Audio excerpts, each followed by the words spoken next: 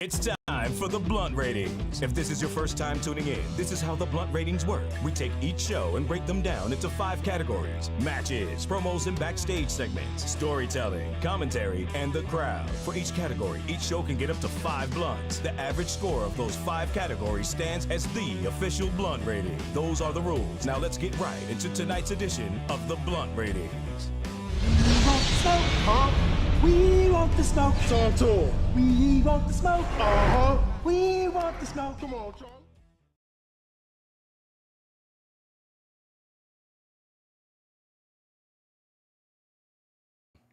We want the smoke, ayy. We want the smoke, ayy. We want the smoke. Why am I hearing myself in my headphones? Why? Check, check, 1 2 1 2. Check, 1 2 1 2. Oh, that's why, guys, because my audio. Sorry, I'm a little late and I didn't do my audio test. That's why. Okay, there we go. That's fixed. Sorry about that. Shout out to Wow Nation, everybody in the building, man. Appreciate y'all tuning in as always. We have an eventful show today because we had an eventful episode of AEW Dynamite last night, August 17th edition. Was this a special edition? There wasn't no special name for this Dynamite. It was just Dynamite, but we had a lot of big things happen. Now, a couple of things confused me during the night. I ain't gonna lie. It felt like I was watching WCW in 99 or 2000, was it? I don't remember. At another point, it felt like I was watching WWE recent events, but you know, it is what it is. I don't know why. I was trying to put the chat on the window, on the screen, but it's for some reason not showing up. I wanted to have you guys comments right here on the right side, but I can't. For some reason, my alert time working, so not getting no chat. I don't know what's going on, but I'll get that fixed at some point. That's why this little space is right here, because that's where the chat is supposed to be. I'll fix that by next stream. But yeah, guys, let's get into the show. Like I said, it was an eventful ass show last night.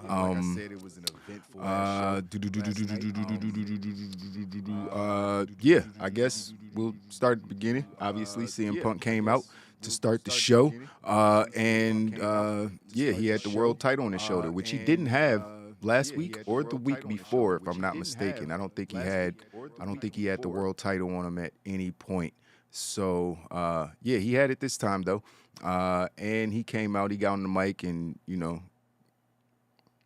smiling at the crowd or whatever. He was trying to look like a badass, but the crowd was chanting CM Punk or whatever. He says there's somebody who's from around these parts that he'd like to challenge to a rematch right here and right now. He sets the belt down and sits cross-legged in front of it like he does when he's about to drop a pipe bomb. And he called him out, telling him he wants his rematch. He's got it right now. Page doesn't come down, though, because that's who he was talking about, if you didn't know. Adam Hangman Page came down, says, that's coward shit. And, it was interesting how that happened. I think they're going to try to, we'll get into it in a little bit. I don't know what they're going to try to do, but it's got a little weird. But Page didn't come down and says that's coward shit, like I said. And, he made Jon Moxley come out. Jon Moxley came out storming towards the ring, angry as hell. And yeah, these two went at it. So these two went at it. They Punk says what Punk say. He said he got some time before he gets out here, so he's gonna do some snow angels because Moxley coming through the crowd. It takes him a little while to get down there, but it was what it was. He made his way down the ring. Then he said, what he say? He said, "You think that microphone in your hand is power, but that microphone ain't shit. You ain't shit. Your mom ain't shit. Your daddy ain't shit. Your wife ain't shit, and your shit ain't shit." He almost said that verbatim. Don't quote me. But yeah, he basically said shit a bunch of times, telling CM Punk he wasn't shit. And CM Punk was trying to jump in. It was like you could tell these motherfuckers ain't scripted in any way, shape, or form. They got their bullet points and they just go out there and they talk their shit. CM Punk was, I was surprised he didn't bring up the whole straight edge shit, kind of, because Moxley, I think they saving that one for when if CM Punk ever turns heel or something, but because that definitely wouldn't have been some babyface stuff to do. But CM Punk was basically trying to get his jabs in. He got a couple jabs in. It was a couple good jabs. But Mox was so hype and so turned up during the whole segment. It was like CM Punk could barely get a word out. And then Mox was like, fuck all this, man. We might as well fight right now, bro. It's like I ain't even trying to wait. We might as well do this tonight. And then they start brawling or whatever. They start just beating the shit out of each other, punching each other. The refs and the officials came out, tried to break them up or whatever. Mox was not having it. Punk wasn't having it either, but Mox was really just loose cannon. You know what I mean? Word to Brian Pillman. He was just like, every time they separated him, Mox would just be like, psych, I'm back. I'm back. And they just kept brawling. It lasted a good 5 minutes, the brawl part. They finally got pulled apart eventually. And later in the evening, I'm pretty sure, it wasn't right after, but later they confirmed that these guys are going to have their match on Dynamite next week. Okay, guys. Why the fuck would you do this match on free TV? I mean, I'm going to pay the $50 anyway because I'm watching the rest of the show. So why not just put it on the fucking pay-per-view? I don't understand this in the slightest. This is the biggest match that AEW's had in a minute. You got a title unification match between the two most popular stars in your company, hands down. I mean, shout out to a returning Omega and all these people in the company, but CM Punk's the most popular wrestler in the company, period. He even said during his promo, Moxley was like, you got to be the heart and the soul. CM Punk was like, you be the heart and the soul. I'll be the dollars and the cents. I was like, ooh, that was good. That was good. But yeah, like, I don't understand for the life of me why they would. Now, they got to have something planned. There's been some rumors that a certain 3 initial person is going to come back and ruin. None of that makes any sense. I ain't going to lie. None of that makes any sense for him to be somehow put into this beef. I get it. He's sick of WWE guys coming over here and getting paid more than him. He probably wants the money that Mox and Punk are making.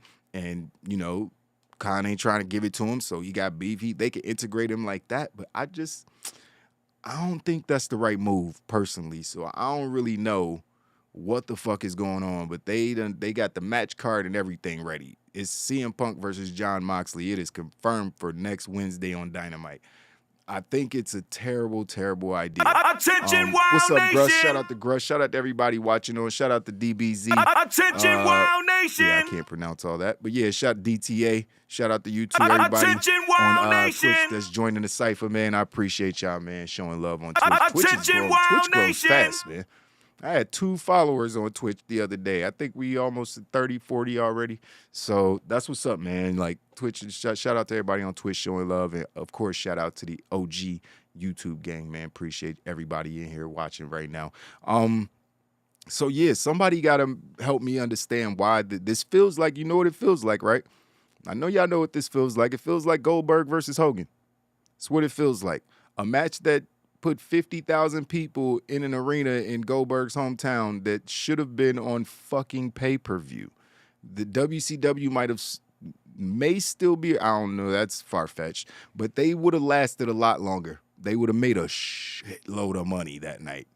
A shitload of money.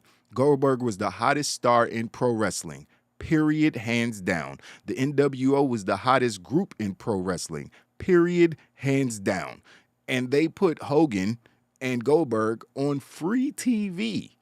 And it wasn't like it was a phenomenal match because Hogan is Hogan. He's not a phenomenal pro wrestler. He's a phenomenal sports entertainer, but in the ring, he's sports entertainer. It's all gimmick. You know what I mean? Let's call it what it is. You know what I mean? It was all gimmick. And, not all gimmick, obviously strong, but it's part of a gimmick. It's all gimmick. I don't take it back.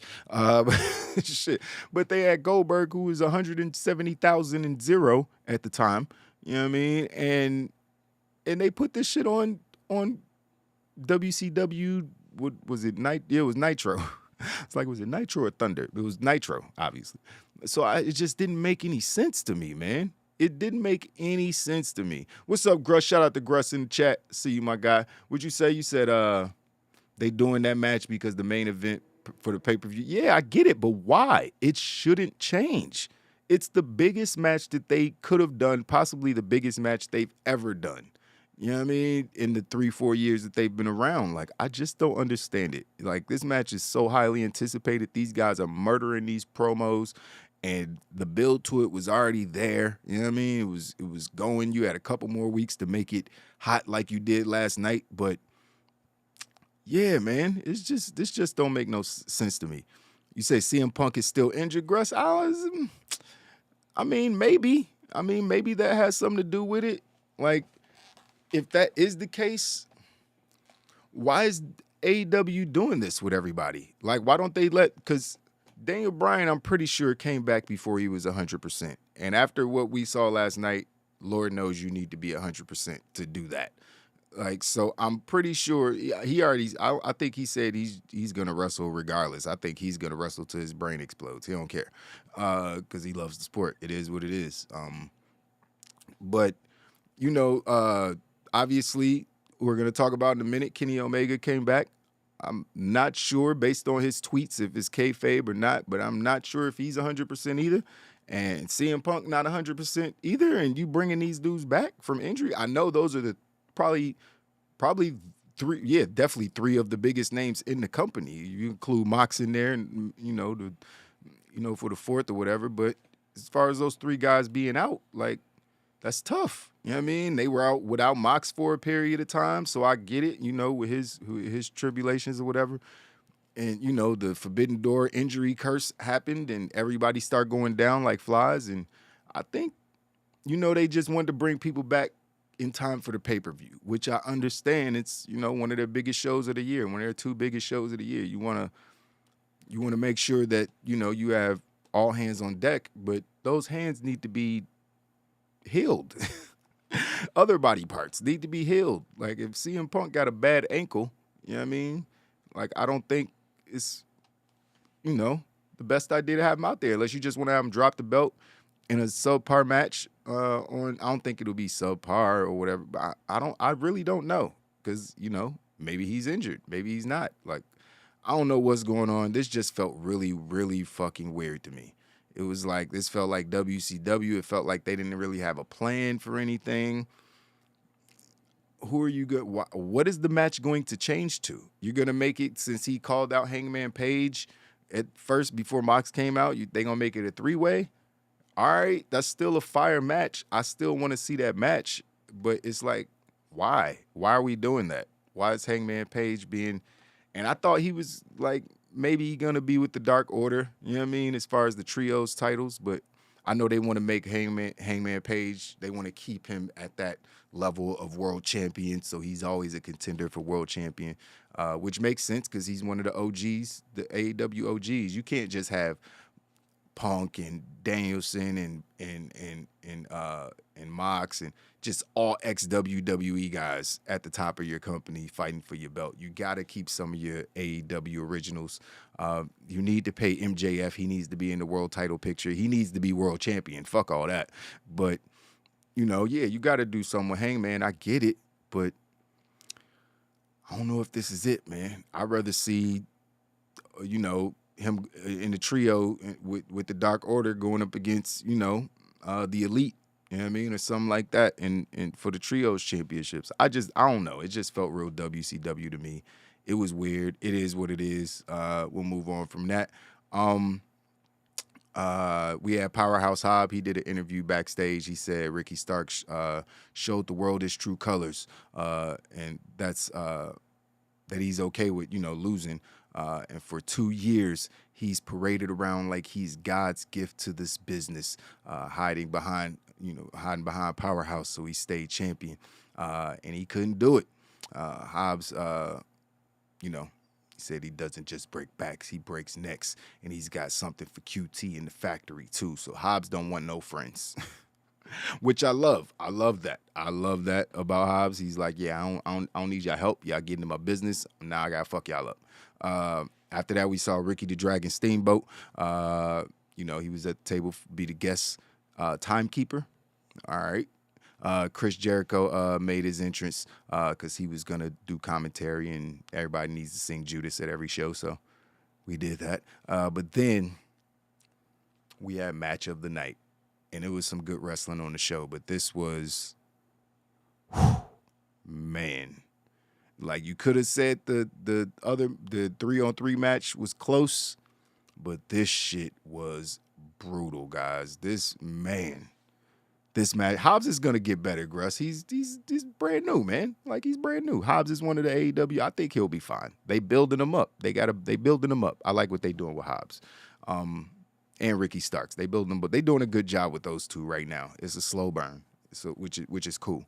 But yeah, we had American Dragon Bryan Danielson going up against the Dragon Slayer, or Red Death, as someone called him online. I seen it on Twitter. Daniel Garcia. Now, this was fun as fuck. It was a 2 out of 3 falls match. Obviously, these two dudes are extremely talented in-ring performers, Danielson being one of the best in the world. I think Garcia is creeping up there, and I think performances like this are going to continue to solidify him as one of the best pro wrestlers in the world. He got that pretty boy look. He got that little kid innocent look, but that dude is a savage. You know what I mean? Daniel Garcia is a fucking savage, man, because this, I don't even know where to start, honestly. These dudes, like, I just remember at one point in the match, they were, like, squaring off, trying to, do a lockup, and it was like, I text the group chat. I was like, yo, is this an MMA fight? Because they just start punching each other. It was like a boxing match. Like, they were squaring off, like, throwing blows. They both throwing uppercuts. I'm like, yo, what the fuck is happening? Am I watching It went from a boxing match, and then we'll get to the wrestling, but it went from a boxing match. Then it went to an MMA match. And I was like, wait a minute, now it's an MMA match. Because they just start hitting all the strikes and the kicks and the elbows and the crazy chops. And Brian's chest turns into taco meat after one chop. So his shit just started turning red. Danielson was trying to grip on submissions at one point. They were both going back and forth trying to get submissions. But the first fall happened to go to Daniel Garcia because he put Danielson in, turned him into a pretzel. I don't even know what it was. He had his head and his leg and his other head and an arm, and everything was just twisted up. And I ain't know, like, it was like he's gonna die. Like, let him go. Why would you do that to somebody? That's a human being. Like, what are you doing? But he didn't tap out. He passed out. He blacked out for the first fall, which was awesome. And then, as he's coming to, Daniel Garcia did some big brain shit and was like, yo, I don't know if this is how 2 out of 3 falls work, because I thought the other person had to get to their feet before the second fall started, and then the ref be like, all right, go. But that's clearly not the case, because Daniel Garcia was like, that was the first fall. Now count them. So the ref, before he even got up, the ref just started counting to 10, start trying to give Garcia the second fall by count out. And I was just like, is that how that shit works? AEW making up new rules or whatever. It is what it is. So Garcia's beating him down some more at the beginning of the second fall, but Danielson obviously made a crazy comeback. What happened? There was he hit him with a bunch of boots in the corner again, a bunch of chops, hit him with a running drop kick at one point. Garcia was stomping Danielson into the ropes with a wrist lock on, kicking him in the face at one point. Danielson hit him with he had an arm wringer on, and then he kept chopping him while he had him in the arm wringer, then put him in a sleeper hold. It was a dragon sleeper. It was the reverse sleeper hold. But yeah, he put him in the dragon sleeper, whatever. Trying to get a pinfall after that, but it was some 2 counts in there. Then what else happened? Daniel ended up he actually did win the second fall when he got him in a dragon sleeper, but he kind of rolled it into a pin. So he got the 1, 2, 3. It kind of came out of nowhere. I was like, oh shit. And even the commentary was like, "Oh, that's the second fall. You got him." It was kind of. It wasn't even that long after the first fall. It was probably like 3-4 minutes after the first fall, if that Brian Danielson tied up the falls in the match, and then it was 1-1, and then these two, they just tried to kill each other basically because they were just wrenching the shit out of each other's limbs. It was brutal. At one point, he stole Daniel Bryanson's move, or Daniel Bryanson. Daniel Bryanson, that's a new one. That's the first time I've ever messed his name up like that. Bryan Danielson, he actually stole Bryan's move at one point, hit him with the running knee. I thought that was going to be the win, but it wasn't. So just bury Bryan's finishing move, why don't you? But yeah, that's it continued from there. At one point, there was something that crazy happened. I forgot to write it down because I got too caught up in it, and then I was like, shit. And I didn't record the show, so I couldn't go back and watch it again. But yeah, it was, what the fuck happened? There was something that happened after that first fall. It was like something vicious. I can't remember. It doesn't matter. This is a match you need to go watch yourself anyway. Like, it's one of the best matches of the year. 5 blunt match. Easily could have been on a pay-per-view in any other circumstances. WWE is missing this element. You know what I mean? WWE has great matches and all that, but it's something AEW wrestlers do. It's just like they're wrestling with zero abandon. They just don't care. They wrestle like it's their last fucking match. And everything just seems so intense. The pile driver, that's what it was, Gruss. That fucking pile driver was vicious. That pile driver was vicious. Yeah, man. So it was a super physical match. Bryan ended up putting on a label lock to get the final fall. And, like I said, one of the best matches I've seen all year. After the match, though, is where we got the angle in the sports entertainment because Bryan was like, he was like, good match, man. You know what I mean? Bigging him up because he's already established. He wanted the match because he was like, yo, you're one of the dudes that I wanted in the Blackpool Combat Club. You know what I mean? You decided to go over there and hang with the sports entertainers. It was dope at one point. It was so dope after the match because, Bryan's like, yo, give him a round of applause, man. He's pointing to the crowd like, give him a round of applause. This dude did his thing, just bigging him up for a great fucking match, which, hella babyface thing to do. I don't even know if Bryan's like a tweener. But, yeah, it was a dope moment, and the crowd just start chanting, you're a wrestler. Because obviously Jericho, who's on commentary watching this at the time, he was, Bryan was like, yo, you're a pro wrestler. Fuck all that sports entertainment shit in the crowd. You're a wrestler. It was a dope moment. Garcia's looking around like, oh, what? I am a pro wrestler. And then you could see the respect for Bryan building, and Bryan already clearly has respect for them, and Chris Jericho ain't like none of that. He was the jealous girlfriend who came down like, why y'all talking? Why y'all being so friendly? Who the fuck is this bitch? So Chris Jericho came down there and he attacked Daniel Bryan, and that's when Garcia pulled him off. He pulled Jericho off of Bryan Danielson and was like, yo, leave him alone, man. Like, we just went to war. What are you doing? Like, he won fair and square. It was what it was. We just act like, and Jericho ain't like that. Jericho ain't like that whatsoever. He shoved him. He's like, you better think about what you're doing, kid. You better think about what. I think he thought about it. When he was getting punched and kicked in the face by Bryan Danielson. Like, oh, hey, I like to wrestle like this. I don't want to wrestle this guy again, though. Let me go do this to other people. So I think we're obviously going to get Garcia joining the Blackpool Combat Club, which is exactly where he belongs. And he made that extremely clear during that match. 5 blunts easily.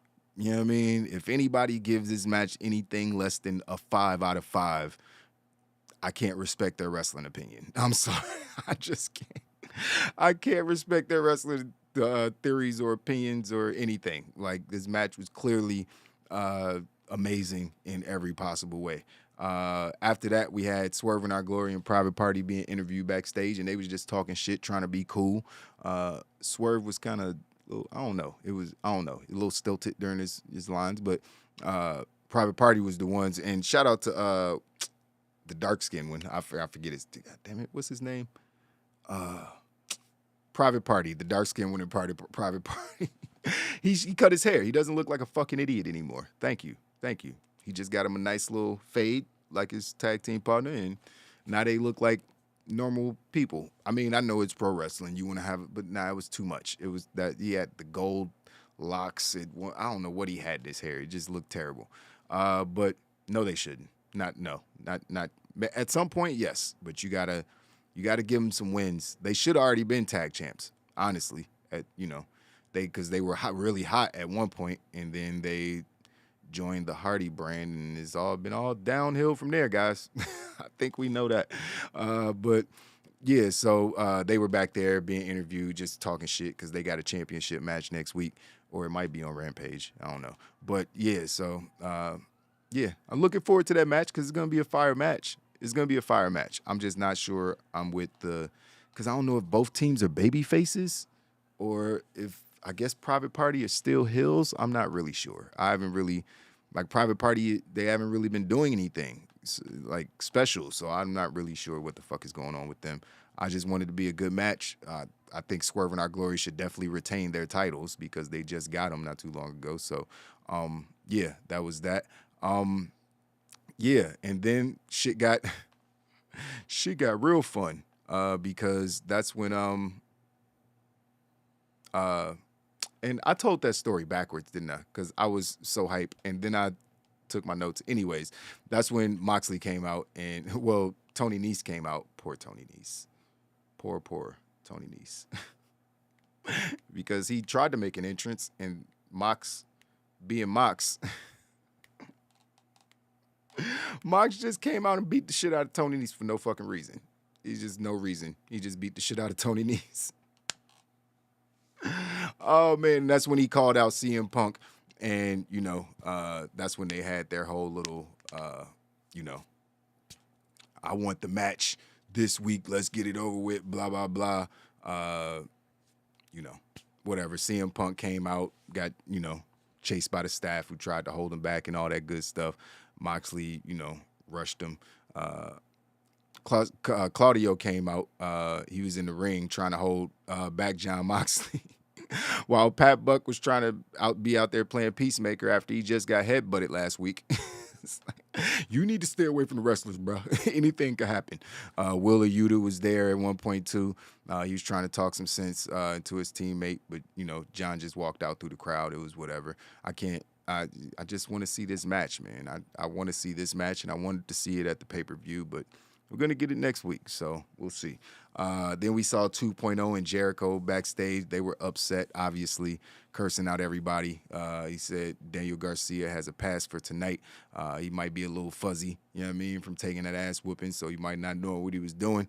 And he said maybe he's wavering or whatever, but he's going to have to, make a decision next week, which is interesting because you could just handle it the next day in private. You don't have to put all your business in the street like that. You can just handle it in private if it's possible. But sometimes you got to handle things in public. I can relate. I know that.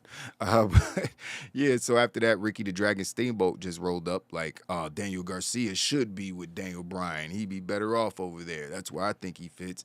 Chris Jericho's like, stay out of my business. And then he walked off, and then 2.0 was like, yeah, stay out of his business. And Ricky the Dragon Steamboat chopped him.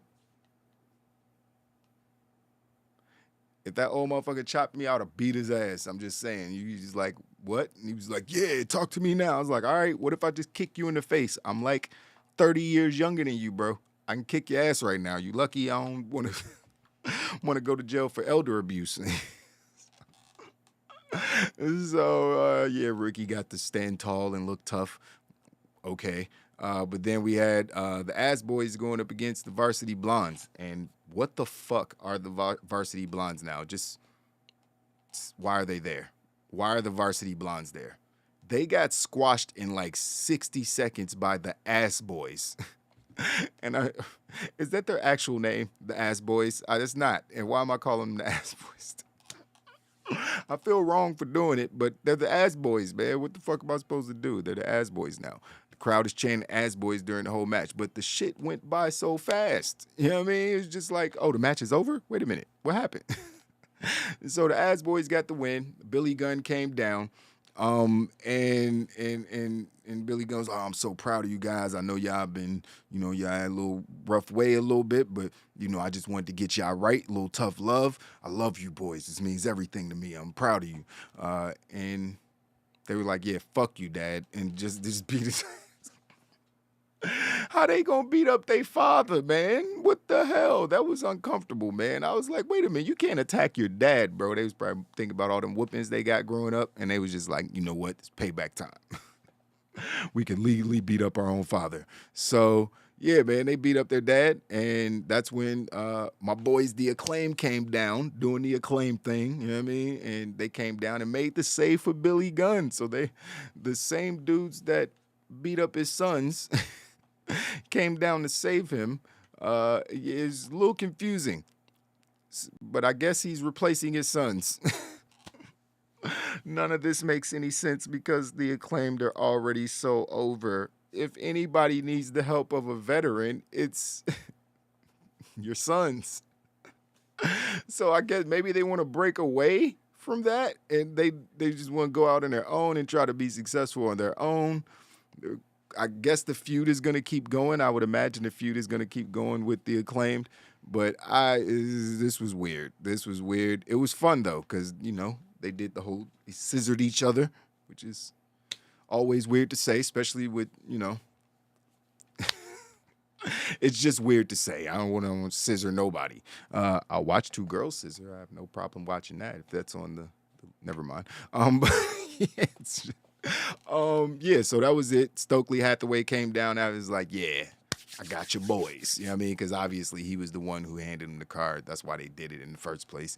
But the Acclaim came down and made the save. They all scissored each other. Moving on from that. That's such a weird line to say. Then we got a video package from Jay Lethal and his boys, Dutt and Sing.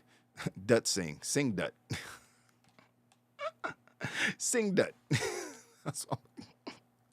The little one and the big one. But yeah, they were cutting a promo and whatever. Then we had Death Triangle cutting a promo, which was fire because Pac did all the talking, obviously. And he was just like, yeah, you must have forgot who the fuck I was. Me and my brothers, me familiar here. We gonna make sure y'all remember because he was talking to Will Ospreay because it's definitely going to be one of the matches of the year. I can't wait to see this match. We got Death Triangle going up against Will Ospreay and his crew, so that should be a fun match. Obviously, Will's one of my favorite wrestlers in the world, so I'm looking forward to him being over, on stateside, doing a lot more matches with AEW. Again, I wish he could go to WWE because I would love to see some of those matches, but I'll take these matches. Once again, I have no problem with it. Great promo by Pac. Jungle Boy came out, made his entrance after that. And he said he got in a lot of trouble for wearing the Christian is a pussy shirt a couple weeks ago. And that's probably, I can imagine. That's probably took it a step too far with the gear. I was like, damn, we doing that now? I know you could maybe have a cat on the shirt Christian is, but then people be like, Christian is a cat? I don't get it. It's like, I don't know, but just Christian is a pussy on a t-shirt. Little kids watching. I mean, I guess it's 2022. People just do whatever they want to, I guess. I don't care. But yeah, it was interesting because he was just like, yeah, when I get my hands on Christian, I can't wait. But then Christian came down and was obviously being a slime ball. Like, bro, listen, we both said some things. Like, no, motherfucker, you said some things. I didn't. You said some things and it made me go crazy because you was hella disrespectful. But he was like, yo, I said some things and you said some things and I know we didn't mean none of it. I just want to fix this. I'm like, this was slick because it was like, you trying to trigger that man. He was like, I know, I'm like a father figure to you. I was like, man, you done disrespect this man's dead dad so many times. And now you going to say you his daddy? No, that's not okay, Christian. That is not okay at all. But Jungle Boy, he extended his hands like, yo, let's make up, man. Let's hug.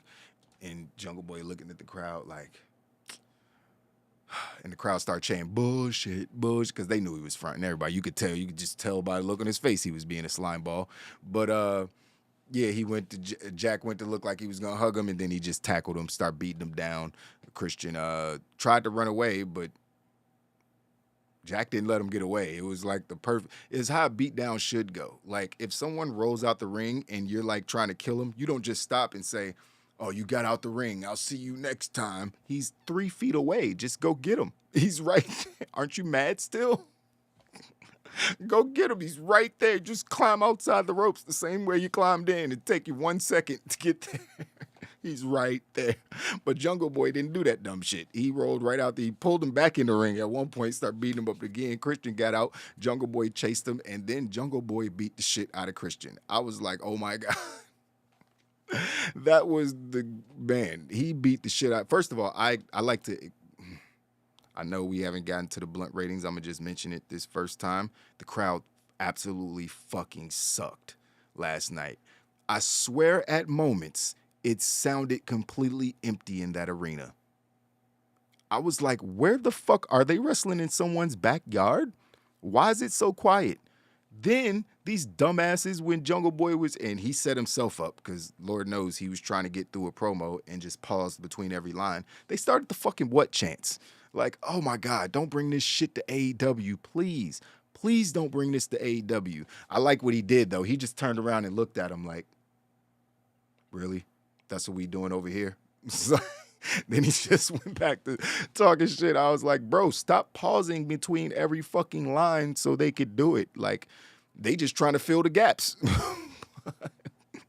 But it is what it is. This shit, he beat the shit out of Christian. He had him outside the ring. He was smashing him against the ring steps. Then he stood on his hand and on the ring steps and stood over him and stepped on his arm. I don't even know if Christian is going to be able to wrestle at All Out, because I felt like they were building to the match at All Out. But I don't even know if that shit gonna happen. Maybe they're playing up an injury, and I don't know. The roles were a little. It felt like Jungle Boy was doing the heel stuff and Christian was doing the babyface stuff. Obviously, it was all fake what Christian was saying, but still, the way Jungle Boy beat him down, that was not a babyface beat down. That was I need to get some more edge to me beat down. It was a dope segment. I really enjoyed that part of the show. What happened after that? Oh, that's when FTR cut a promo after that. We saw FTR with Wardlow. Poor Wardlow. What has he done since he's won his title? I thought he was just going to be skyrocketed, start beating everybody that matters. Has he even been in the ring with somebody like Moxley or Bryan Danielson or Hangman or Kenny Omega? Like, isn't he, like, he's supposed to be like one of those guys, man? That TNT title, man. I don't know. And where the fuck is Miro? I don't need, man. This is just so much shit. I wonder if that's who Triple H contacted. Like, yo, you want to come back? Because I would have, but nah, because I don't think Miro would have went to Tony Khan and be like, and snitched, bitch ass nigga. Whoever did that is a bitch. I mean, I get it. Like, you don't want to leave, but don't go running to Tony Khan. Yo, they called me and asked me if I wanted to, because you should be happy that you're wanted by multiple people. Don't go back to the other person. Yo, they tried to talk to me and blah, blah, blah, blah, blah. If you're going to stay where you're going to stay at, then just fucking stay there. You know what I mean? If you're going to, go back, then go back. You know what I mean? Obviously, you would need to communicate then to Tony if you want to, or whatever your plans are. But still, I think that's a little weak sauce, man. They could have just kept that to themselves, trying to, the story could be fake, honestly. It could just be some bullshit. It could be AEW putting some shit out there. Wanting to have some shit out there so it looks like WWE is tampering. I'm not putting anything past Tony Khan or anybody. But like I said, that TNT title it's not, Wardlow's not doing anything with it. You know what I mean? They could have put that shit on Jay Lethal, and I feel like it would matter more. He's getting more TV time. That's crazy, right? That's crazy. It feels like Jay Lethal gets more TV time and his segments be more impactful. Wait a minute. I did not do that on purpose. I swear to God, I did not do that on purpose. I know I paused before I said that, but that completely came out on accident, but it was fire. Impact, way it all works. But yeah, his segments just seem a little bit more fire, even though I don't care to see Jay Lethal on AEW this much. I'd rather see the AEW people on AEW. You keep giving segments to people from other companies. The forbidden door is clearly always open. No one has a lock. There's no keys. It's like my curtain. You just slide the forbidden door open. It can't be locked. Anybody can walk through at any time as long as you're not coming from WWE. Well, that's not true. I think Tony would let anybody walk through that forbidden door, but it's just like, cultivate the talent that you have. You have it. The brand is AEW. It's not AEW, ROH, New Japan Pro Wrestling. It's not. It's AEW. Focus on these guys. You got the old guys from, not the old, they're not old, but you got people from WWE. They're AEW people now. Okay, focus on them. Stop focusing on people that are technically signed with other companies. I know Tony owns ROH too. I get it, but it's not the same company. Build ROH, get them a fucking TV deal or something, or do a YouTube show, a Ring of Honor YouTube show like you do with Dark and all that, and let them shine and do everything. I know Jay Lethal's one of the best, man. He's been talented for over a decade. The dude is Jay Lethal. I get it. Crazy promo work. I get it. He does what he does. He's well deserved to be in the spotlight if he was in the company. You know what I mean? It's like, it's just, they only got 2 hours, man. They only got two fucking hours. The shit just seems really fucking annoying, man. Shout out to the chat, man. I think I missed some heads came in. Dave Favors, what's going on, my G? Dave, KGM in the building.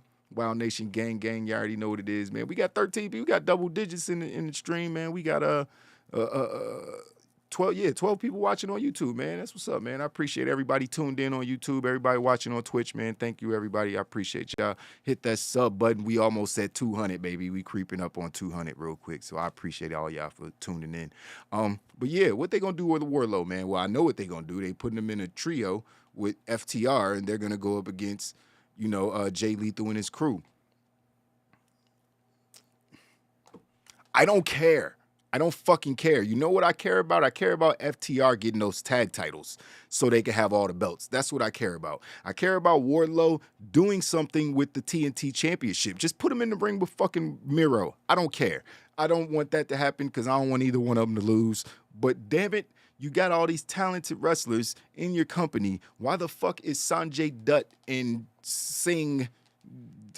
you gonna power bomb me? It's all this all being done so Wardlow could power bomb the 7-foot dude. I don't give a shit, bro. I've been watching wrestling for 30 years. You think I ain't seen a big dude get power bombed before, Tony Khan? I've seen it a lot of times, bro. A lot of times. It's not impressive. I can just assume that Wardlow can power bomb that big motherfucker because Wardlow has muscles coming out of his fucking neck. You know what I mean? So I don't get it. I'm getting extra loud. I'm doing a podcast for my whole neighborhood right now. Everybody, people know I have a wrestling podcast because I be leaving my window open and they can hear me yelling about pro wrestling. It's hilarious. They be like, yo, are you the wrestling guy? When I'm wearing wrestling t-shirts.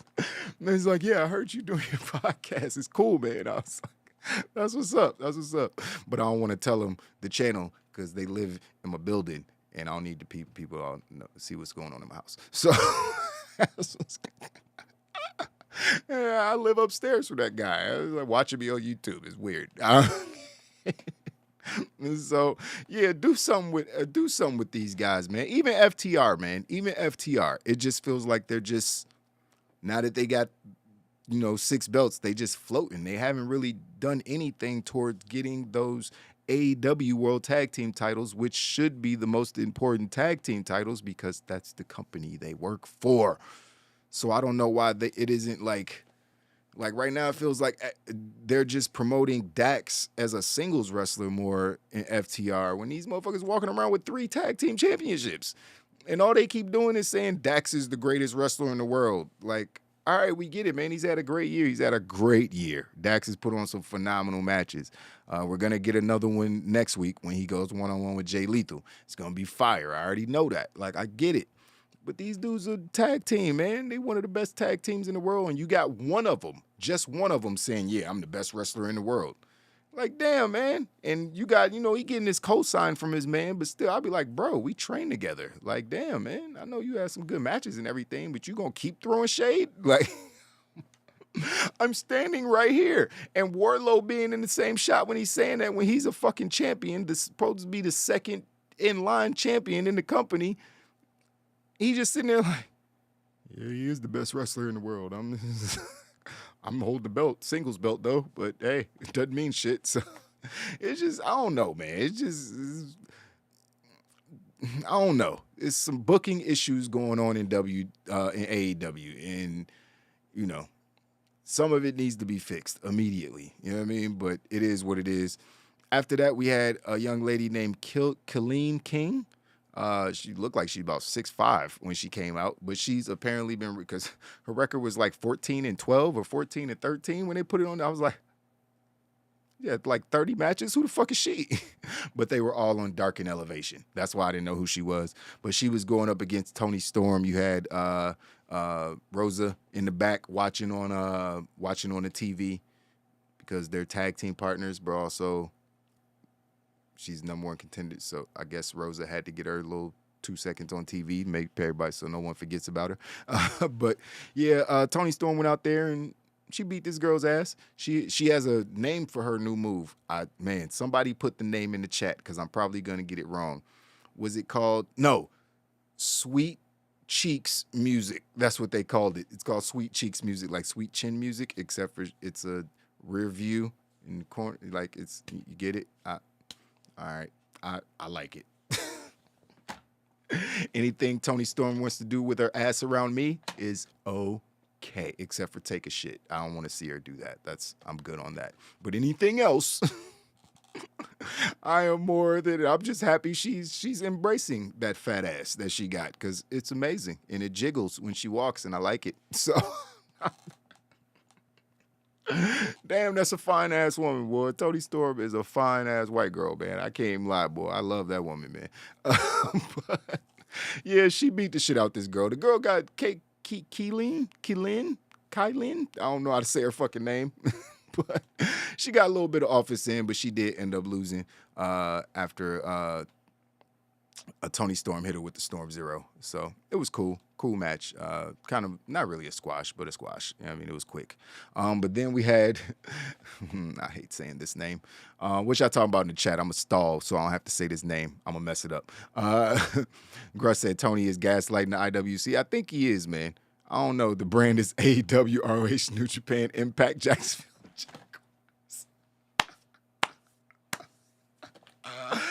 Accurate. That is accurate as fuck. That is so accurate, bro.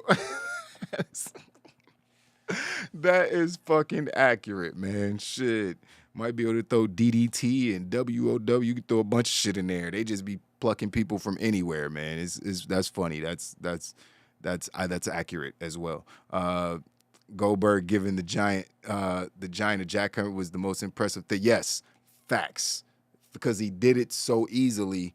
And, you know what I mean? Like, Paul White is massive. Like, he's massive. And he lifted him up. Like, a power bomb, we all know, even when you power bombing little dudes, they helping you out. Like, they got to jump so you can get them up. So it's like, and I just don't want to see him I can almost guarantee that power bomb's going to look sloppy. And it's not going to look impressive. He's so tall. The dude is so tall, it's not going to look impressive. Like, it's just not. Unless he gives him what's the Undertaker's move? The Death Rod? Not the Death Rider. What was the Undertaker's power bomb? I forget. I'm just slipping my mind. But unless he raises him up in the air, it's not impressive. A regular power bomb, unless he gives him the Razor's Edge or some shit where you got to hold him up like a power bomb, you just doing a flip and slamming him down. I mean, it's going to be cool, I guess, but it's not going to be like Paul White being jackhammered or something like that. So I don't know. I don't really care about that. Fakita Lyons versus Toni Storms in a scissor me match. Hey, sign me up. How much is that pay-per-view match? I don't need no other matches. Just let them wrestle for 100 minutes. I'll pay $100 for that. 100 minutes, $100, sign me up. Facts. That is a fact. Oh, man, that's a hell of a match. I want to see OnlyFans facts. I would sign up for OnlyFans. I would immediately unsign up afterwards, though, because I'm not a simp. But I would sign up for that match because that would be fun to watch. The last ride. Thanks, Dave. Yeah, if he gave him a last ride, that would be impressive. But he's not going to do that. He's going to do a regular-ass powerbomb. So I'm not looking forward to it. Don't care. So after that, we had La Faction Ignoble. Why do they do this? Why did AEW let them name themselves that? Like, who wants to fucking say that? Like, no one wants to say that. No one. Except them. I doubt they even want to say it. It's too many letters. I don't care. It's just too much. La Faction Ignoble. What? You couldn't think of something more easy than that? Like something just that could catch on, something that's a little more, I don't know, speaker friendly. Ingobernable. I guess at some point I'll get it right, but yeah, you had Andrade El Idolo, who I can't pronounce. You had Roosh, and you had Dragon Lee, who's out of place during this match the whole time. But this is the second best match of the night. This shit was fucking fire because this is when we got the return of the one and only Kenny 5-Star Omega. You already know what it is. Kenny Omega returned to the Elite to be Nick and Matt's tag partner. We already knew that was going to happen. They've been building to it. There was something on being the Elite. He left a letter for him. I'm coming back. I love you guys. So, you know, it's we understood he was coming back. And he came back in a shirt. He was wearing a shirt. I thought it was going to cut. He also had an arm sling on. I figured he wore the shirt because he ain't been wrestling a lot. He probably out of shape a little bit. And it was probably like a compression shirt or something. So it was probably helping with blood flow on his end. Playing up the injuries, man. We'll get into the match. But he had a shirt and arm sling on, made his entrance or whatever. The crowd was going crazy. Everybody was happy to see him. He was playing up. I think the Young Bucks are baby faces now. After that promo with Hangman last week, I think they're baby faces now. And Kenny came out, you know, kind of on his baby face swag, and they were wrestling heels. So I feel like the Elite is going back to being the Elite, the babyface Elite, which I want because I want to cheer them. I love watching those guys. And Kenny as a heel is great. He's a great heel, especially with Don Callis. Don Callis is an even better heel. He's very hateable. But Nick and Matt, people want to cheer these guys because they're so fucking good. They're three of the best wrestlers on planet Earth, and you want to cheer them. You know what I mean? So I get it, you know, and you know they got being elite. They're just fun, so you want to cheer for these guys. But they all came out, and these guys, man, they went in. Saw somebody. Omega looked broken. Yeah, Now we spoke about this earlier. I'm not sure if they're bringing people back too soon, and people are actually still injured, or if they're just really good storytellers. And that's good. That's good if they're actually not injured. But if they are still injured, I get it. The pay-per-view's in a couple weeks. I get it. But you can't have people out there with serious injuries.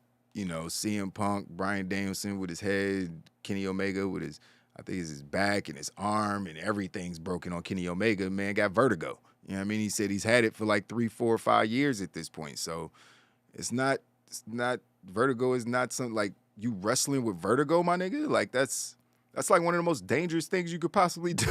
You got to be responsible for other human beings and lives, and all this just feels dangerous. You know what I mean? To be doing that, but hopefully he's okay, and hopefully this is all kayfabe, and you know none of his real whatever, and he's actually healed up. Even though he said in interviews, yeah, I'm just never going to be the same. He's like, I might not come back from this. And I still don't know if it's story or not.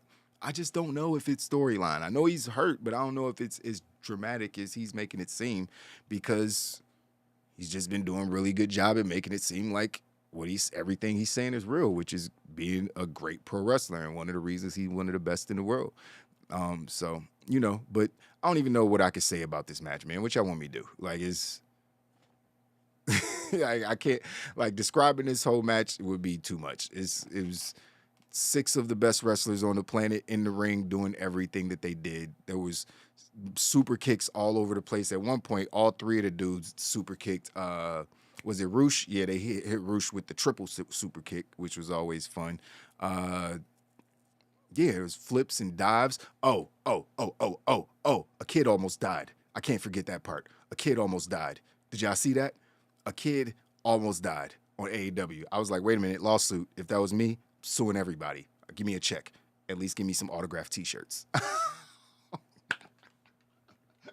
I'm getting something out of this deal if I'm that fucking kid. I'm sorry. I'm getting something out of this deal. So if you didn't see it, and you probably did if you're watching this show, but if you didn't, man, Dragon Lee does some of the best suicide dives that you're going to see. This one was kind of epic, though, because who got set up on the outside? Somebody got set up on the outside. I think it was one of the Jacksons. Yeah, it wasn't Kenny. It was one of the Jacksons. Set up on the outside. They pulled the rail, Andrade and Roosh pulled the rail closer to the ring apron. So, no one actually did die. But they pulled the rail and they set him on top of it. And I was like, wait a minute. What are they doing? Why would they put somebody on the guardrail like that? Like, I thought they were going to post him, hurt his balls. They were going to drop him on I was like, you ain't got to move the thing. Bro, they set this man on that rail, and Dragon Lee did a suicide dive. What do you call neck breaker? I can't. I know the name of the move, but I can't think of it right now. It was vicious.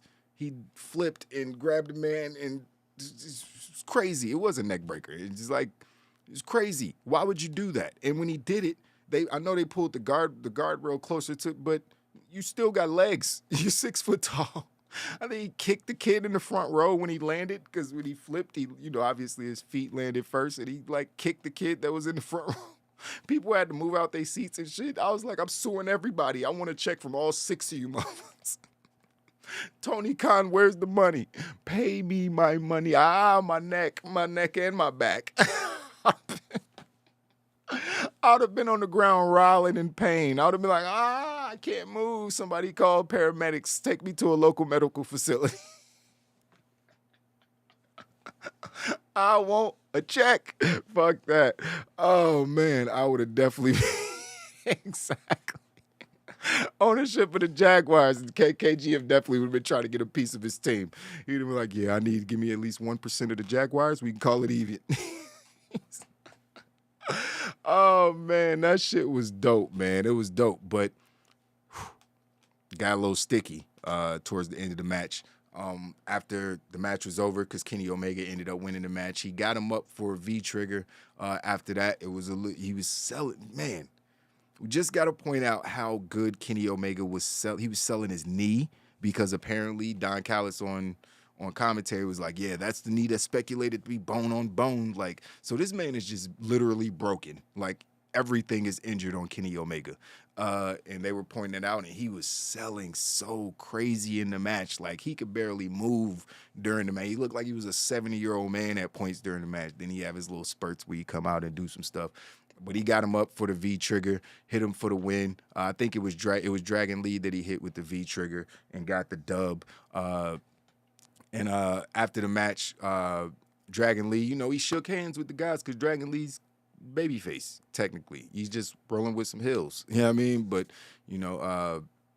he was shaking their hands like, all right, good match, fellas, good match. And Andrade kind of looked at him like, bitch ass nigga, we don't like them. What you doing?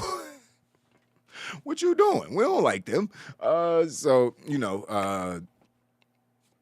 Andrade just DDT'd him, and that's how they went off the air. Like, it cut off. I guess they was running out of time or whatever, so he ain't really get time to let it breathe. But as they were going off the air, Andrade picked him up and put him in the hammerlock and DDT'd him. So clearly Dragon Lee is not with the Ingonable. La Faction Ingonable. I'm gonna get it. Give me a couple weeks, man. I'm gonna have it. I hope they change it in a couple weeks so I can get it. But if they don't, I'm gonna work on it. I promise to all my Latin fans, everybody out there representing, you know what I mean, some Latin, I'm gonna get it right. You know what I mean? I don't speak Espanol. I'm gonna get that word right at some point. I'm gonna have to listen to it over and over again so I can say it right. I'm not that smart. It was a great match, man. This match was fast-paced, a lot of action, great selling. I loved it. Another 5 blunt match, if you ask me, mainly because of how Kenny Omega was selling everything. Like, it was just, you really thought the dude was hurt, and I think he is really hurt, but I don't really know. He's just a really good pro wrestler, man. He's confusing me, which is what should happen. I shouldn't know exactly what's going on when it comes to everything, so I can appreciate that when it comes to Kenny Omega, man. And that was the end of AEW Dynamite, man. I know at the beginning of the show I kind of fuzzied up because I kind of mashed both segments together with CM Punk and Jon Moxley, but it was what it was. Y'all saw the show. Yeah, man, I got to start taking better notes. You know how hard it is to like write all this shit down or type all this shit down while you're trying to watch the show and see stuff? That's why I be missing shit. It's not easy, and I'm not watching the show over again, so it is what it is, man. Y'all gonna get it how y'all get it. I appreciate everybody tuning in as always, man, to another blunt ratings. I'm not going to forget to reveal the blunt ratings this time though, because I'm pretty sure last week on AEW Dynamite I never showed y'all the actual blunt rating for the show, which that's not cool. That's not cool at all. Lay low, don't do that. So here are the blunt ratings for AEW Dynamite. Promos, backstage segments got 4. There was all the promos and shit were pretty fire for the most part. The video packages, everything was pretty fire. There was some stuff I didn't really care about or I didn't really like where it was going, but you know, Dax talking this shit was fire. You know what I mean? He's always a good promo. He did most of the talking. Fucking Jay Lethal doing his talking. Kenny Omega and, I mean, not Kenny Omega, Jon Moxley and CM Punk, obviously pipe bombs. Oh no, CM Punk's dropping pipe bombs. That shit was funny. But, yeah, like all, you know, everybody talking their shit is AEW, man. It's the only show where you can go and say shit 5 times in 5 seconds and nobody bats an eye. It's just normal. So, you know, it just feels like a more organic, authentic experience when you're watching AEW. Hopefully WWE can now start transitioning into being more like that. And they are. We already see that WWE is trying to get more sporadic and make things seem more real with running into camera and cutting to black and all these different Dexter Loomis and all these different things. So they trying. It's still infused with a lot of sports entertainment, but we're having multiple 20-minute matches on Raws and stuff like that, stuff we were not getting in the Vince McMahon era. So 4 blunts for promos and backstage segments. I mean, you get 2 5-blunt matches in a 2-hour span. Of course, the show is getting, I mean, I could have gave it a 5, but we had that the Ass Boys squad is like, obviously the whole show can't get a 5 as far as matches, but 4.5. Yeah, those 2 matches, Brian Danielson and Garcia and the 3-on-3, like, what the fuck you want me to do? Those 5 blunts, both of them. So, yeah, 4.5 blunts for matches, storytelling.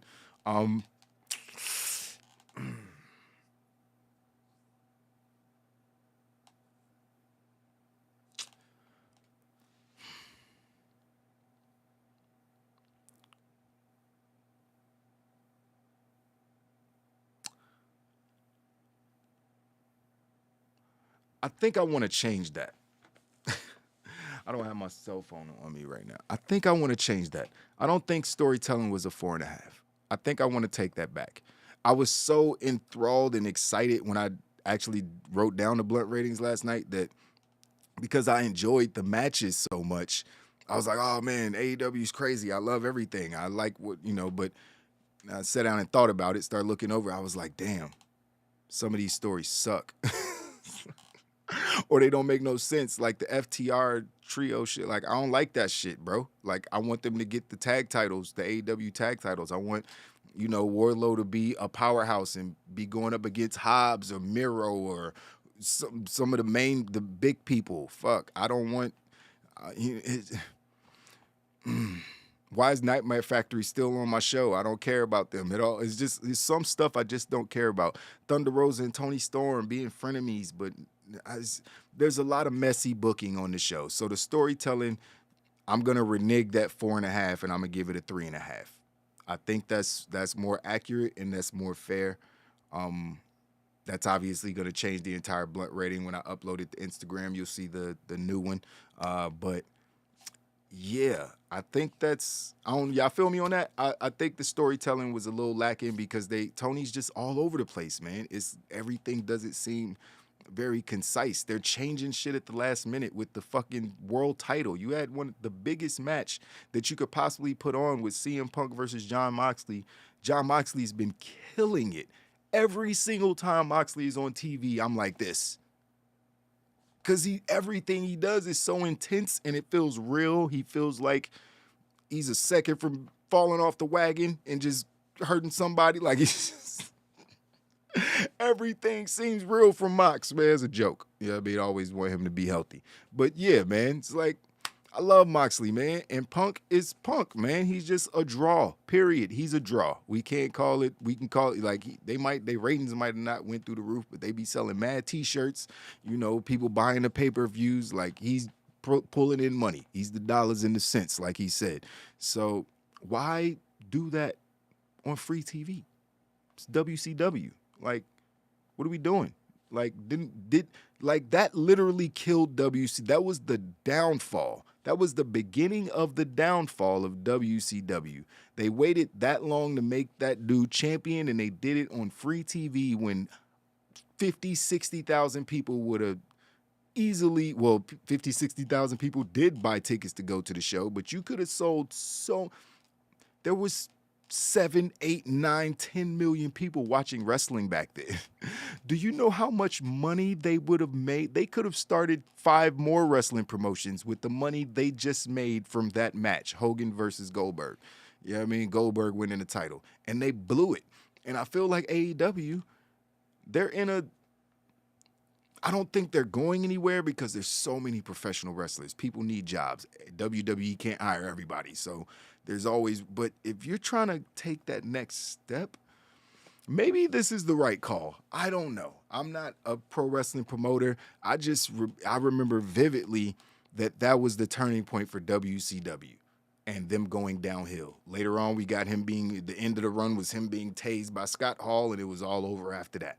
Yeah, I mean, we all know the story. So I don't get this. You know what I mean? And that's why I had to renege on storytelling. I don't want to break my scale. You know what I mean? I don't want to break the blunt rating. So storytelling, I'm going to give storytelling a 3.5 instead of a 4.5. I don't know what I was just hype off the matches because the wrestling was so good. That's what it was.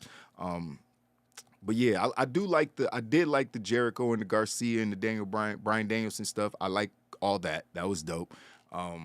So there was some storytelling on the show that I did enjoy, but 50, 60% of it could have been different. You know what I mean? Could have been better, and that's just real rap. Commentary, I gave commentary a 4 blunts for commentary. Guys are always solid. JR is solid. Even in his old age, JR just adds something to the show, that veteran presence or whatever. Excalibur, and these guys are professionals, man. They do what they do. And the crowd, again, if you weren't here earlier, I already acknowledged these motherfuckers. Where were they last night? It don't matter. They sucked. That crowd was that was one of the worst TV show wrestling. It sounded like NXT. And not even NXT Black and Gold. It sounded like NXT. It sounded like there was 12 people in the audience at points. You know what I mean? They got hot during certain segments, like CM Punk and Moxley. Like the crowd was a little, it was kind of hot, but it wasn't even as hot as it should have been. I swear, did this happen? Were there moments when y'all were watching this shit? Like, is it empty? Why does it sound so hollow? Why does it sound like nobody's there? I see people. Where's the noise? Like, it was so weird. When Jungle Boy was cutting his promo, it was almost dead silence when he was talking. He's not the best promo. I get it. But even when Christian came out and was talking, they were still kind of dead. Like, but the what chants in AEW, bro, keep that shit in WWE. Burn that shit, period. Yeah, I mean, burn it, period, but do not bring it over to AEW. Y'all supposed to be different fans. So now y'all want the WWE shit. I thought y'all was AEW marks, and AEW so much better. So you gonna make it worse by doing the shit that people do it on the WWE shows? You fucking idiots. Like, I hate that shit. You know what I mean? So, I hate that chant so much, man. It's the dumbest fucking shit ever. It only works when you got somebody like Stephanie McMahon or a Paul Heyman who's gonna just diss the crowd. They're going to be like, y'all sound stupid as fuck. Like, what? That's the only time it's good, when the crowd gets, eaten alive for doing that stupid shit. I did like Jungle Boy's response, because you could see it was building up. It was getting to him a little bit, and he just looked back like, he just gave him the death stare, like, this what we doing? In AEW, that's what we doing now? What? He looked so annoyed. That crowd was so trash. It was so trash. I don't know where they were. Sorry if it was in your city. It was trash. You know what I mean? Hopefully, well, next week will be crazy. We already know they're going to be in Cleveland, a place that I hate for personal reasons. I won't get into that. But they're going to be in Moxley's hometown. And, yeah, the crowd's going to be crazy, man, because, maybe Mox is winning the title. If CM Punk is actually still injured, if his foot is still hurt, maybe Mox gets the title. I don't know. I don't know, man. They blew up when Omega came out. Yeah, of course they did. Of course they did. And everybody knew he was coming for the most part. Pause. But everybody knew he was going to show up on the show, and everybody still went crazy because it's Kenny Omega, of course. But if that's the only time you could pop during a show like this, you know what I mean? They were hot for the Bryan Danielson and Garcia shit. They were hot for that. But there was moments during the show where it just sounded empty. And I've never heard it like that at an AEW show. You know what I mean? It's like, that's not what you get. The crowd is always crazy at AEW shows because they're smart fans. They're supporting the new brand because they got sick of watching WWE and all this bullshit, and then get to a show and and it was stuff that they should have been, like, popping for. Like, I enjoyed the Jungle Boy and Christian segment. I know Jungle Boy is the best, but you're going to hold him. You're going to make it even harder for him by chanting. What? Aren't you fans of these guys? Don't you want them to succeed? Why are you trying to ruin their job? That's like coming to your little whack-ass office job and just throwing papers all, or you trying to type some shit on your computer, just come smash shit on your keyboard and come delete the files off your computer and shit. Like, what the fuck, man? Let them motherfuckers work. Like, don't intentionally try to take over the show. I fucking hate those fans, man. I do. They disgust me. I'm sorry. I hate it. I don't want to hear it while I'm watching it. Like, I want to hear what the wrestler is trying to say. That's what I want to hear. What's the story that's being told to me? I don't give a fuck but the fans chanting what? Y'all not that fucking bright. Stop trying to. It's so fucking annoying. I'm sorry. Let me stop before I start ranting. So the average blunt rating for the show is not a 4. It's a 3 point. I think that's a 3.8. Yeah, I think it's 3.8.